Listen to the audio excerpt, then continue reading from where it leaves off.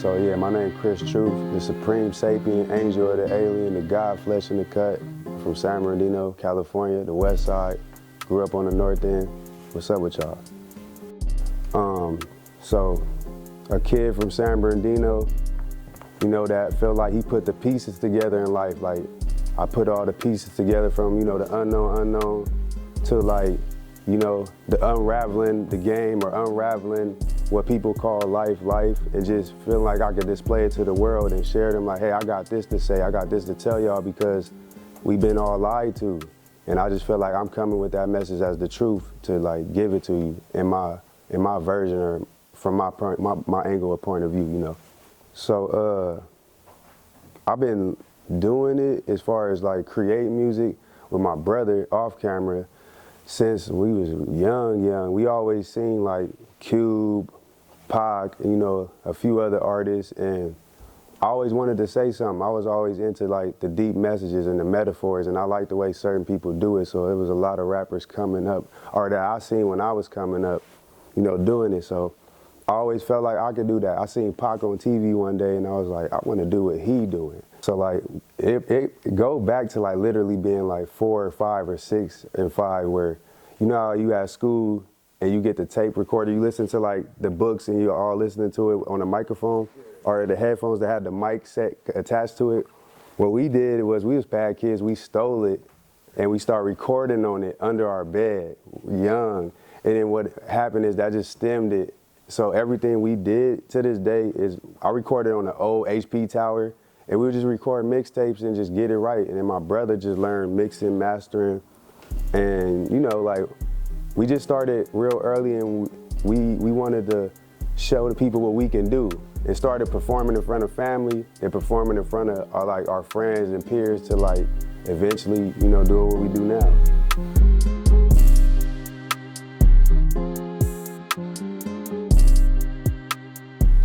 In my family, every Friday, we call it Get Down Friday. So we play music all that day. And we kind of dance. My grandparents, my aunts, my uncles, we'd be there. You know, back in the day, you'll be a family, you'll watch cassette tapes or VCR tapes or movies on VCR with your family. So we'll do that. And I just remember like coming through and they'll let us cuss and express ourselves. We think you're gonna get in trouble, but we just felt, they let us do us, you know what I'm saying? So it was fun. And I thought I felt free because they didn't stop us from nothing. So it was a good memory. It was fun, man.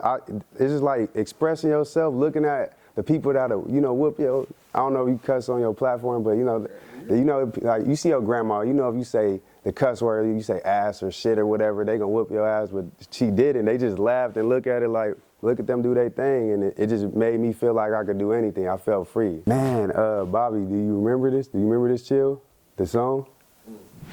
I think it was, it had to be the Bow Down album. My younger brother he used to be badder than me, he'll cuss and stuff. But one day there was like, rap one of the songs from Bow Down, from the West Side Connection album. And I was like, the world is mine, nigga, get back. Don't, you know what I'm saying? Like it was cool though. So that was a fun moment because I felt like we couldn't do nothing wrong. And it was a good feeling though. So reciting the Bow Down album was cool.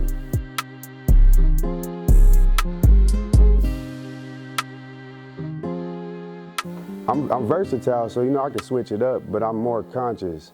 So I'm not like I'm not regional. I don't do the regional thing. I like letting people know something. So I might wheel you in with witty bars, messages here and there. It might get biblical, it might get spiritual, but I like giving you a message and pushing that envelope, like waking your mind up or unlocking your mind, you know? So I like to feel like I'm here to unlock you or take you on a trip. My uncle was like 10 years older than me. His name is Bun, and he was rapping. He had a rap crew, and he was like the first rapper I seen that I knew. And just seeing him do it and then presenting it to him, he kind of was like, keep doing it. So, but he did it in an uncle way, So it was like cool to see him acknowledge this. My dad did later on, but it was like, again, they heard us. Like we would get in trouble, right? You know, you get put in the corner or something. We'll be in the corner freestyling or whatever. He'd just hear us cussing, saying crazy stuff. So like, come here, man, say that little stuff y'all just saying. And it's like, all right, go back to the corner now. But my uncle really made me feel like, okay, we doing something right. He looked at it like, y'all doing y'all thing. To this day, he like one of our number ones with it. So, you know, shout out to him. It made me feel like they were seeing us as not just your nephew or your son, like, oh, this who y'all are, this is who y'all becoming, like, and y'all went in your own direction rather than like, you know, most people, parents like play ball or went to college and they wanted you to go in that direction. Like my dad was like, he used to pressure us to play sports, but I was more into this. So when he seen us taking it serious, he was like, you know, he acknowledged it. So when he seen us making mixtapes later on, he'll play them, he'll bang them. And I come from the west side of San Bernardino out the project, so he'll play it to every one of them, you know, like he made it big for us, and it made it look like, oh, we doing something right. And they championed us, they championed it, it was cool. My dad was in the streets too, but he grew up like a regular kid. He played baseball, so he was like, you should play baseball. I'm like, I don't think that's for me, I don't think I should. Then he was like, you should play basketball, look, you tall and lanky, play basketball. And I would play with my friends, but I just couldn't, I didn't really want to do it like on a team, because I felt like it wasn't me. So he'll put it out there, but he still respected us for doing what we was doing. You know what I'm saying? Even though if he didn't understand it, he still let us be us, like create our own thing, move in our own direction. So I admire that. To this day, he still kind of do that.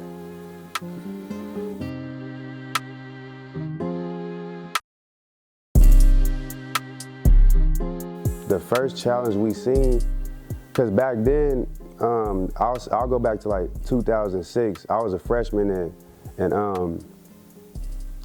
San Bernardino, and the IE was a lot different, and we were crumping. So I started out being a crump dancer. I was crumping, and the community came together like that.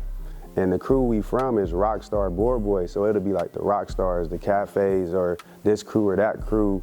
And we started off like that, and what made it challenging was when that era left, and they kind of looked at a lot of pioneers or the people that they looked like they was gonna take it to the next level, to like, now you gotta prove that.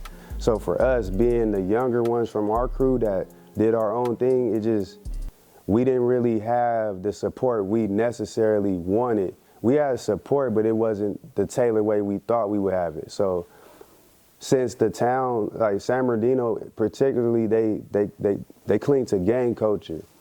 So when people were making music or doing something in a different light, and we just different, or we making music that's not necessarily appealing to the masses or where we live at in our region, it kind of like made us have to prove stuff even more, you know, to where it's a constant proving thing. Like to this day, like I've been doing it professionally since '09, but as far as running a business, 2012, and it's a constant reminder. Like, I gotta keep reminding y'all that we do this, or we did this, or we still going, or look what, you know what I'm saying? So I guess it was just like a feeling like, oh, they didn't accept it, but they did before. But you know how I go, like what was new can be old, or you could be yesterday's news, and you just gotta keep yourself relevant. And as far as the shows, man, like I started off, I did the Orange Show a long time ago. It was kind of like the small stage, and I knew a few people like Westside Bug and a few other cats, and they looked out for us, and I would just do certain shows like that. But the one, like, as far as like really struggling with it is like we were thinking to make money, but we wasn't thinking of making money off music. So I wasn't knowing how, you know, people can blackball you or play you out of ticket sales or things like that. So when we started doing shows at Sevilla's or anything like that, we didn't know the world around us was just trying to make money, and we just trying to put our music out there. So it was just trying to get people to we thinking people doing good business, and it's really just money based. So we had to learn the hard way and just keep pushing. That result just panned out good over time. And most of us is trying to not bring like streets into the business. So like, this is about like what, '09 for what I'm about to say. So up the hill, up like in Victorville, I had a cousin. Well, I have he was like the CD man, the DVD man. And he would pass out mixed versions of our mixtapes to people while he's selling them songs. And he knew this dude named A.K. And he know Cocaine and Glasses Malone and all these people. So when I was about like 17, like I linked up with these people. And at first I just freestyled over the phone for Glasses Malone. He like, you hot, you sound like you from Dipset. I'm like, thank, good looking. And then I did a song with them. So when I did a song with them, I don't know if you remember the Western Conference. It was up the hill and in Riverside. It was like before the West is one. It might have been called, I know it was called the Western Conference, something in that nature. So it would be like this concert that most, like, you know, Cali-based rappers would be at, and they'll go either up the hill to wherever stage that would be, or they'll go to the Riverside one, vice versa, and they were going to the one up the hill.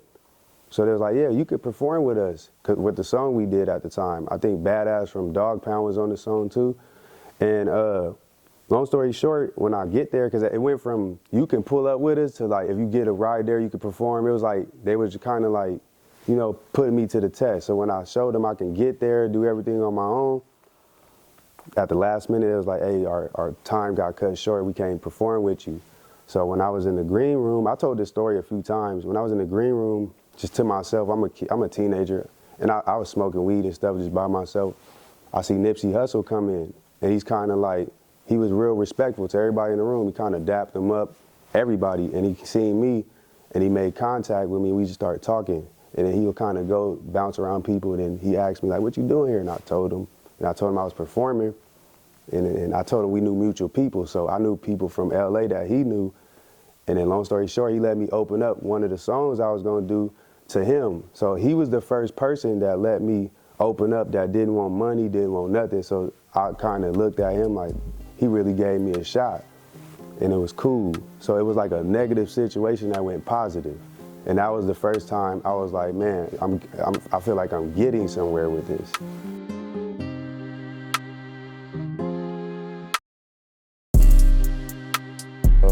They call me Kydo Chill, man, from the west side of San Bernardino, California, Mr. Bobby Kruger himself. I can say it like this. Kris has always came up with lyrics. He always was good with words. Like, he read things. He teach me a lot of stuff from books I ain't even think exist. He read them, just knowledge-based purposes. The only thing I can say, and he gonna say, we can both agree on, is I just basically probably showed him how to structure a song, how to write a hook, and how to format a 16. Other than that, he always had the words in his head. He had the words written down. He just would just rap. Like one time, I think his second song, I forget what instrumental was it. Was it the Roger that instrumental, or It might have been. it was one of those? He just rapped the whole damn beat. I'm like, bro, you ain't gonna put no hook on this shit? Like, what you doing? He's like, I just wanted to rap. I wrote all this. I think he said he wrote it in class or after class, something like that. It was something crazy. It was hard though. Crazy. I'm like, dog, you didn't even break it up or nothing. Yeah. Got that hustle 300 bars and running. Yeah, like, it was a good like 52, I remember. It was like a lot. 52 bars or For something real. like that. For real. But we like a force, man. A duo is an understatement. Like, people don't know, my birthday June 18th, right? His birthday June 22nd. So my first real birthday gift is a little brother. Right. Like, real rap. And he like to do the same things I do. He might not do it the same way, but we're involved with the same crowd of people, the same lifestyle, the same wants and needs, the same dreams.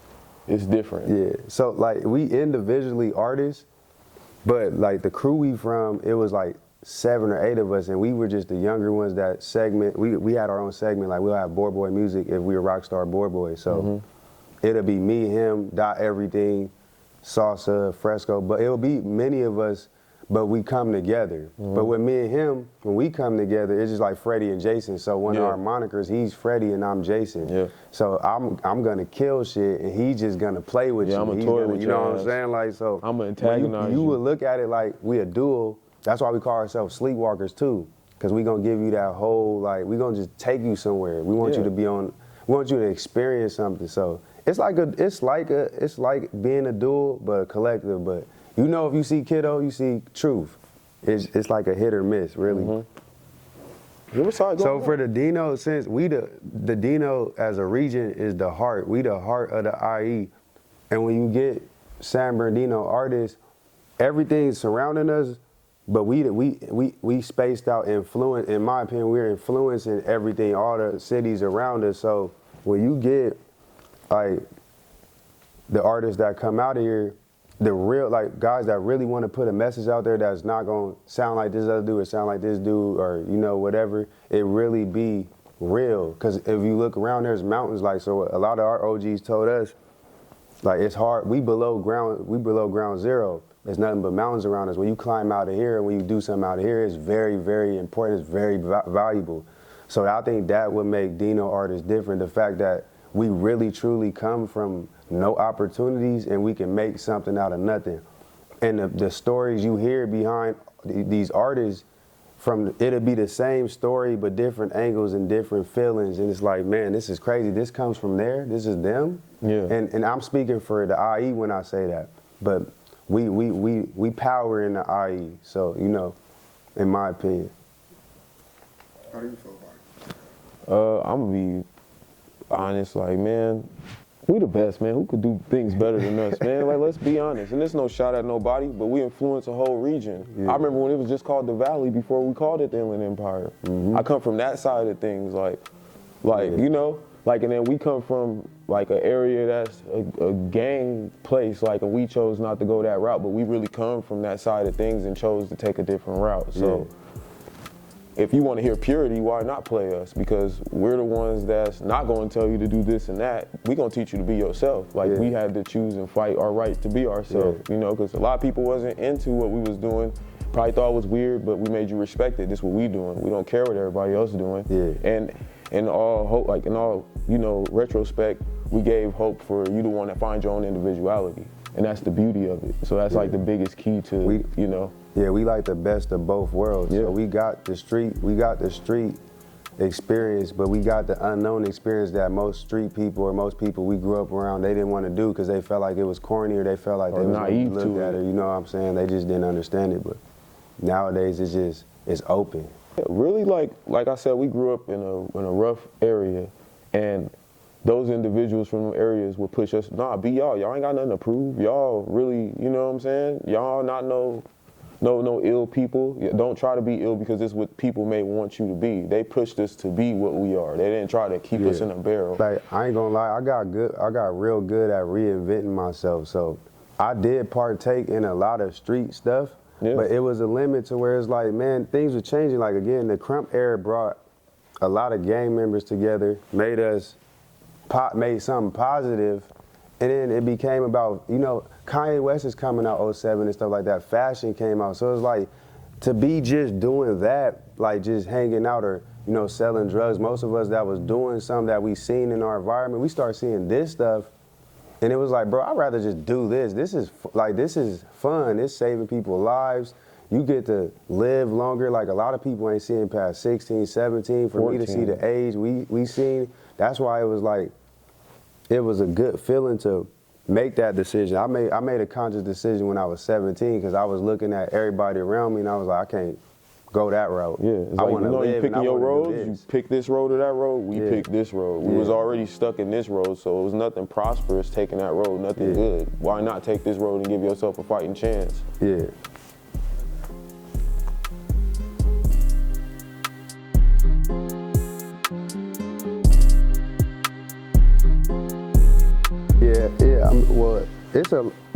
I always, big up a lot of these people as our friends. Like, a lot of IE artists, like around our age bracket, even younger ones too. The Dino, whoever's from the Dino and they rap, 9 times out of 10, we know them, they know us. We grew up with them, we even went to high school, middle school with them. And we got a bond, like most of us didn't bond in a music way. Like, I know a few artists that we know each other, but we never bond in the music way. Or how you just intentionally want to work with somebody, or it's something that you want to do, it just didn't happen.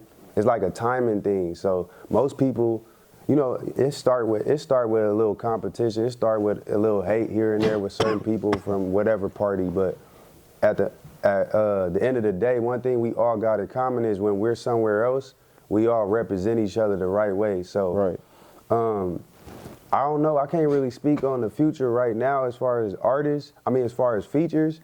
And I could just say, like, if I ever told some of my peers we gonna work, then it's always there.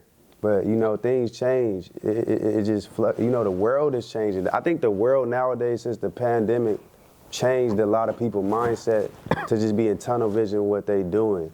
So they might have good intentions to do something, but they just focused on what they doing and trying to be their best self. So it's like, let's be honest. When it comes to the Inland Empire of any sort of, you want to go history based, or we're the pioneers of this. Like, so it's always going to trickle back down to us, just like Los Angeles County always trickles back to Los Angeles. We just not a major city, we a town. Yeah, and I learned, man, like most people like to gather a home field advantage. we just understood we need an outfield advantage. Exactly. So we need to come through. It's like when you learn how to ride your bike and you come tell parents, I just learned how to ride my bike. Like we trying to go somewhere, because most of our fan base, we got a lot of people that show love where we from, but a lot of our fan base coming from around, outside of Dino. So we want to bring that to the Dino, and then bring opportunities to where we can put things there, like how your establishment, how this can be there, or other things in that nature. Yeah, so we really want to clean up the fact that people just think it's a messed up place to live. Or it's really not. We had great places, like great childhoods, aside from the violence, from gun violence we did go through, but it wasn't like, oh, it was just horrible. We can't go outside and walk up the street.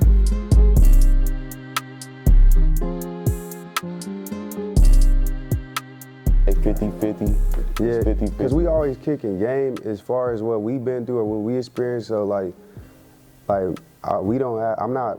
So we have a label, but we signed to a distro, but it's not like an open distro like TuneCore and stuff. Or CD Baby. Or like no disrespect to none of them, like a TuneCore or DistroKid or anything, but our situation changed in 2015. They kind of gave us a situation that let us operate how we want to do. Yeah.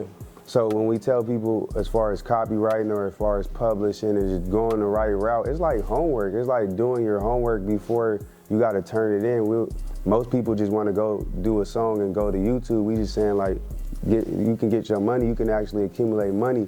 And nowadays that's everywhere. Like, you can find out that information everywhere, but everybody got their own way about, going about it. So the young kids, they got the energy, they got the high school crowd, but they might not have the business side, they might not grasp it all the way. So or the team behind them. Yeah, like so the production. I wouldn't really want to put them under my wing because they, sometimes people can shoot somewhere quicker than you, and I wouldn't want to get in their way thinking I can tailor it for them. Yeah, Or, we'd rather give you the game and let you go on and run the field. Yeah, or help you out, or you even help us. Because I keep my mind in a beginner mindset, even though I know what I know, but I don't want to tell myself I know everything, because then there's no room to evolve.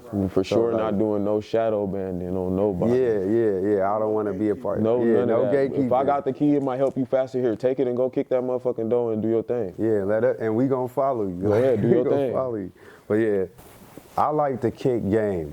Like to sum it all up, I like to kick game. But us being what we are and we being brothers, we have an old dream. And when we 16, think we gonna make it then, your dream changes. The plans stay the same, but the dream changes because then you get older, then you went from, I wanna get on, or I wanna be a millionaire, to I wanna be heard, or I wanna be well established and things like that. So now that we got somewhat of an establishment with what we do, we just want the world to hear it. All the other stuff people look for, like being rich, being famous, we know that comes with it. That's not the goal. We want you to hear this art and understand we've been doing this the whole time. And a lot of your favorite rappers know it, and they always put their magnifying glass on the underdog. And we want you to know the underdog is the new artist. So the mainstream artist is cliche now. The underdogs that's putting in the hard work that they didn't have to put in, but they getting the praise, we need y'all to see it's a lot of us out here, and y'all need to hear us. So that's what I feel like the goal is. Deep as wolves, too. Yeah.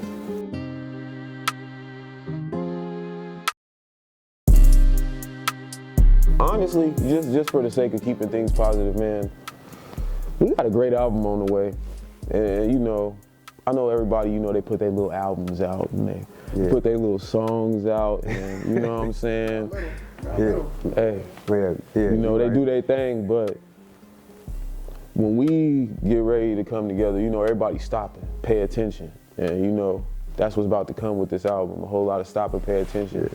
So we dropping the second installment, which is the first album in this installment. It was an EP before in 2020, it's called Sleepwalkers. We're doing the album called Sleepwalkers 2. It's coming later on this month. We don't want to give you a date. And a lot of y'all that, it's my fault. You could blame me. I got stuff going on. I just got out of an accident a day ago.